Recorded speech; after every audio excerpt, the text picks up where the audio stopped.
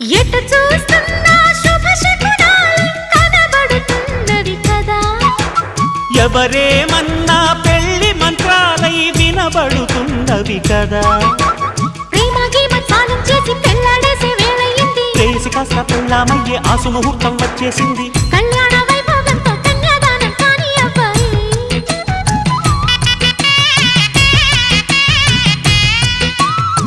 ఆ పైన నా ఒళ్ళోని కాలక్షేపం చెయ్యాలమ్మాయి. చిలకల హాయ్ లైలా ప్రియురాల వెయ్యి నా మెడలో వరమాల. పిల్ల కళ